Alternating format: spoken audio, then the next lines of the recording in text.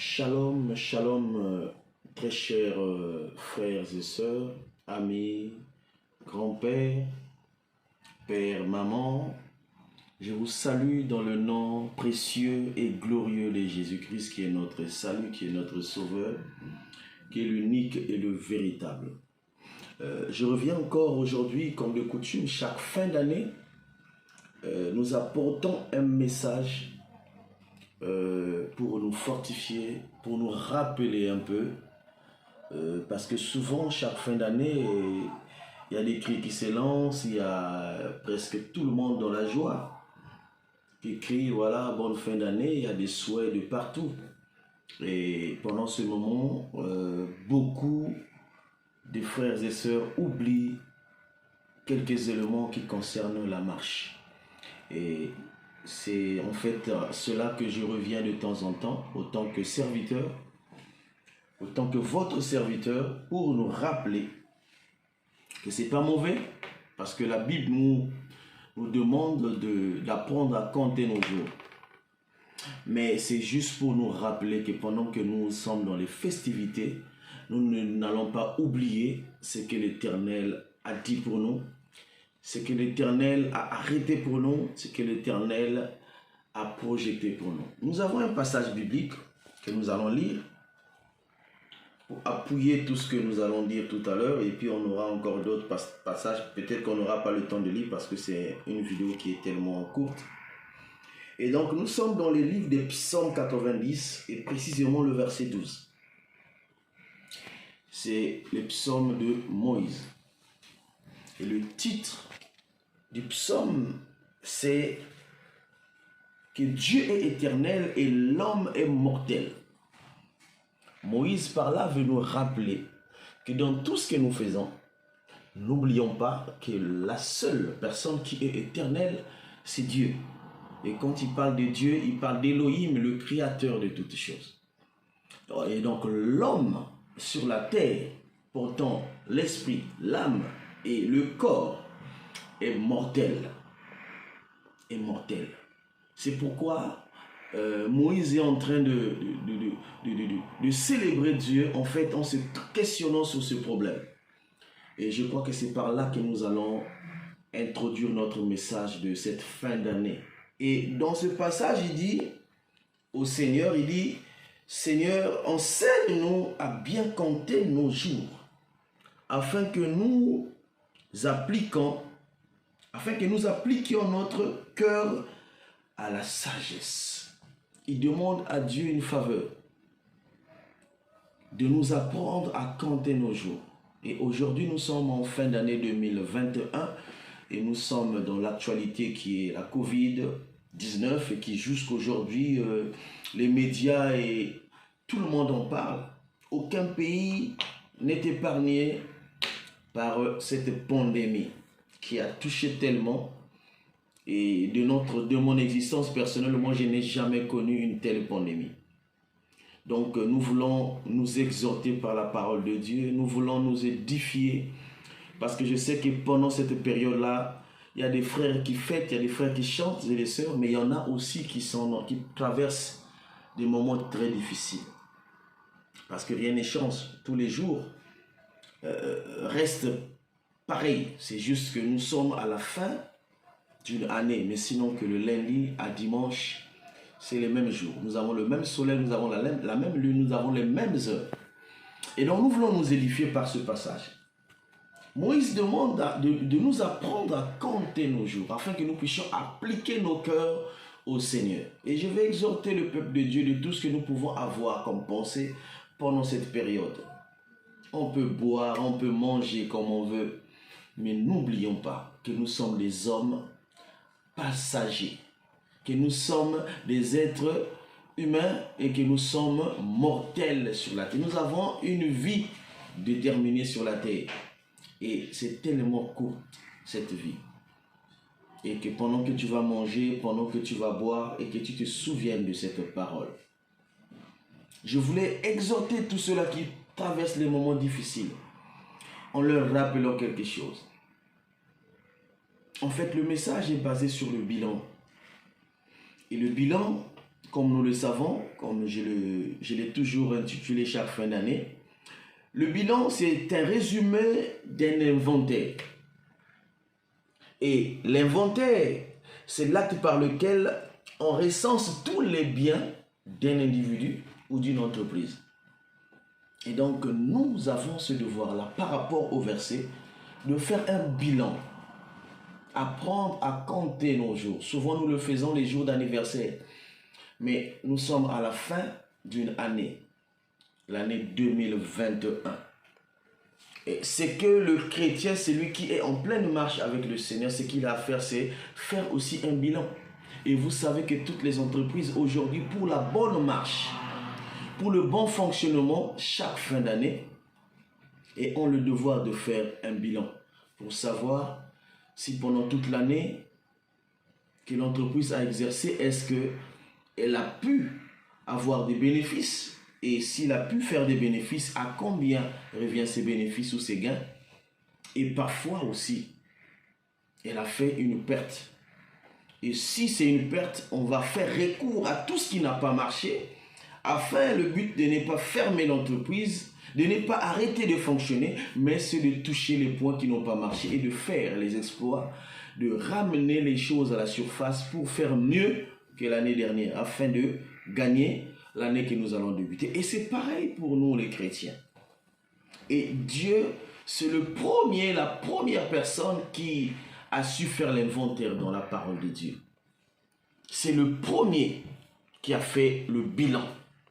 Et nous savons que dans son bilan, comme dans une entreprise, on ne ferme pas, on prend ce qui est positif, on les garde, et tout ce qui est négatif, on les rejette.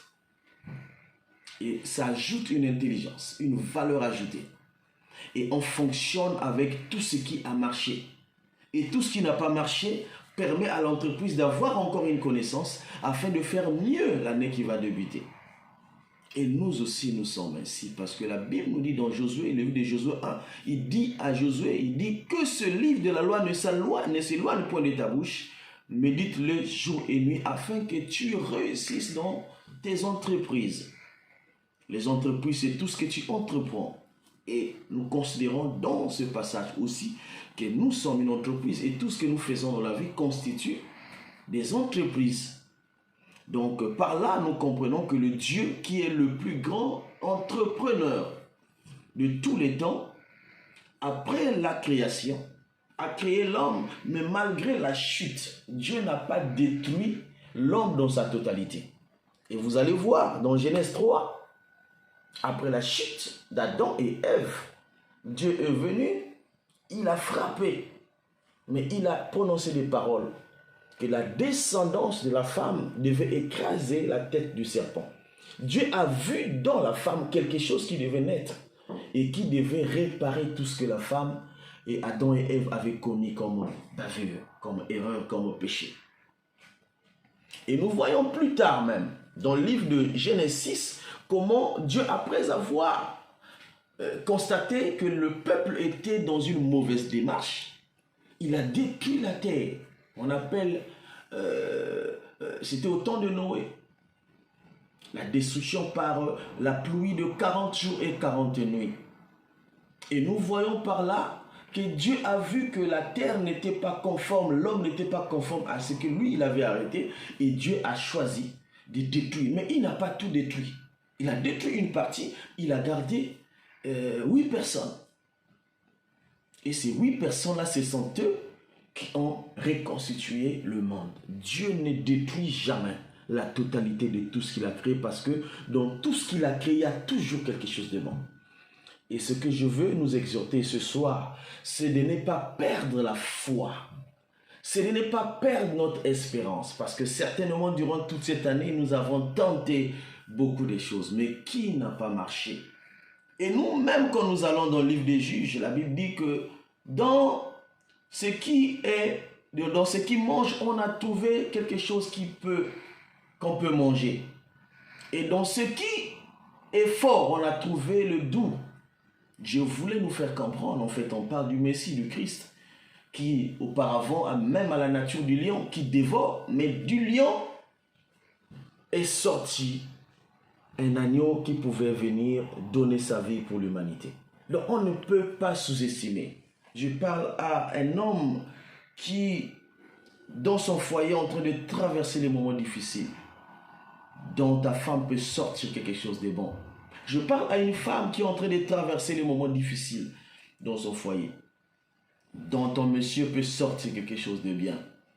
Je parle à celui qui n'a pas marqué, qui a fait des choses, qui a arrêté, qui a donné son énergie pour quelque chose, mais qui n'a pas marché cette année.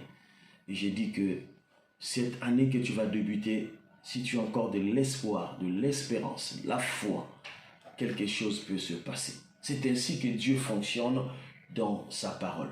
Et si nous avons le salut aujourd'hui, c'est parce que Dieu n'a pas détruit la totalité de ce qu'il avait créé. Pourtant, une partie de ce qu'il avait aimé, de ce qu'il avait établi, l'avait dessus.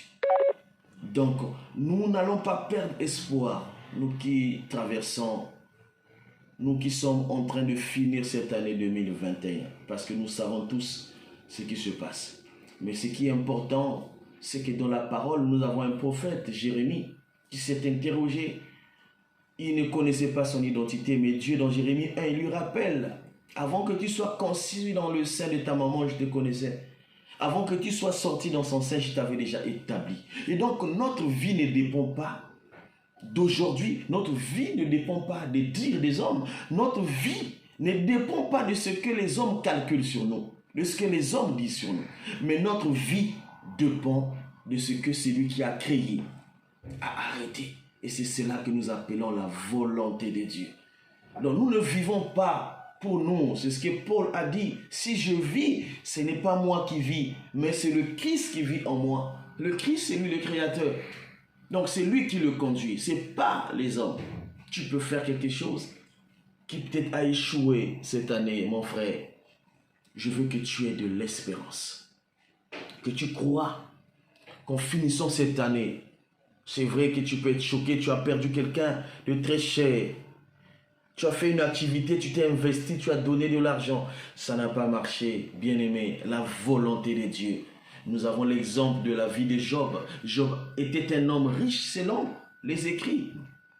Il avait des enfants, il avait beaucoup d'argent. Mais nous voyons comment cet homme, il avait perdu même ses enfants qu'il aimait bien.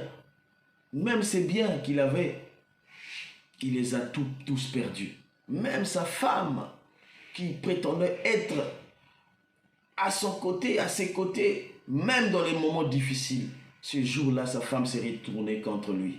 Mais Job a dit quelque chose de très important, que malgré tout ce qui se passe, malgré ses 3 amis qui sont venus encore le voyant, qui se moquaient de lui, au lieu de lui apporter le réconfort, le soutien, il a dit, peu importe ce qui se passe, je connais une chose, c'est que mon Rédempteur est vivant, et il se lèvera le dernier. Il se lèvera le dernier. Mon frère, ce que tu as fait à la fin de cette année, c'est le bilan de bien regarder ce qui a marché durant toute cette année. La Bible dit qu'il a regardé dans la ville de Sodome et Gomorrhe, il y avait des choses qui n'étaient pas, et Dieu avait décidé de détruire ces 2 villes.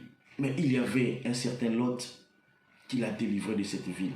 Donc malgré tout ce que les hommes peuvent dire de toi, malgré tout ce que les hommes peuvent arrêter de toi, en toi il y a quelque chose que Dieu regarde. Toi, ne te néglige pas, ne te culpabilise pas surtout. Ne fasse pas ce que Dieu a mis en toi, mais considère-toi autant qu'un homme ou une femme que Dieu a créé. Tu n'es pas venu de la volonté des hommes. Et reconstitue ta vie par rapport à ce que tu verras cette année. Regarde tous les amis qui ont marché avec toi. Et tous ceux-là qui t'ont fortifié, tous ceux-là qui t'ont aidé, tous ceux-là qui t'ont aidé à marcher. Regarde, continue le chemin avec eux. Et tous ceux-là qui t'ont démotivé, prie pour eux et fais la sélection. Fais la sélection de ta vie, dans ta vie. Regarde tous ceux-là qui peuvent t'encourager, tous ceux-là même qui te veulent du mal. Il faut que tu fasses un recensement, un bon recensement, afin que tu voies un peu là où ça a marché et là où ça n'a pas marché. Pourquoi ça a marché et pourquoi ça n'a pas marché. Et je t'invite en cette fin d'année, bien-aimé, que tu refasses ton bilan, que tu regardes bien dans tous les parcours, dans tout ce que tu as vécu. Il y a des hommes où peut-être que tu as rejeté Dieu, tu as voulu faire selon toi. Mais nous savons qu'au-dessus de toutes choses, la Bible déclare dans le livre des Jean 1, et que au commencement était la parole était avec Dieu. Et la parole était Dieu. Et plus bas, il dit que tout ce qui existe a été créé par elle, qui est la parole de Dieu. Donc, rien de ce que tu peux vivre aujourd'hui, rien de ce que tu peux toucher aujourd'hui ne peut paraître nouveau. Tout ce que Dieu a fait, c'est pour toi. Et tout ce qu'il a créé, c'est à ta disposition. Et tu dois te relever. Tu dois te remettre debout. Tu as reçu des chocs, tu as reçu des choses peut-être qui t'ont affaibli. Mais cette fin d'année, bien-aimé, tu finis l'année, tu vas rentrer dans un autre cycle qui est l'année nouvelle 2023. Je crois que si tu te relèves, la Bible dit qu'en plein désert, celui qui était censé faire traverser le peuple qui sortait de la captivité en Égypte pour le faire rentrer à Canaan, c'était Moïse. Mais quelque part dans le désert, la Bible dit que Moïse n'y était plus. Et il fallait faire la marche, il fallait continuer. Il fallait continuer. Je ne sais pas si tu as perdu la personne que tu comptais beaucoup plus cette année, mais Dieu t'appelle à continuer sur ta marche. Parce qu'il a une destinée qu'il a arrêtée pour toi. Il a des choses précieuses qu'il a réservées pour toi. Il a dit dans le livre d'Habakkuk, verset chapitre 2, il dit, la prophétie, même si elle tarde de venir, il faut l'attendre. Parce qu'elle s'accomplira certainement. Bien-aimé, que Dieu te bénisse, que Dieu te comble. Je veux que tu refasses ton bilan, que tu regardes bien. Que tu regardes bien, bien-aimé. Ne te décourage pas. Au contraire, que les moqueries, les calomnies te servent encore d'appui, afin que tu saches comment monter pour cette année 2023. Que Dieu te bénisse. Shalom, shalom et encore shalom. La paix du Seigneur sur tout le monde et bonne fin d'année à tous ceux-là qui ont choisi notre Maître, qui est le Messie, Jésus, l'homme de tous les temps. Celui qui ne dort ni ne sommeille, celui qui est la vie, celui qui est le chemin et celui qui est la résurrection. Que Dieu nous bénisse. Shalom et la paix du Seigneur. Merci beaucoup.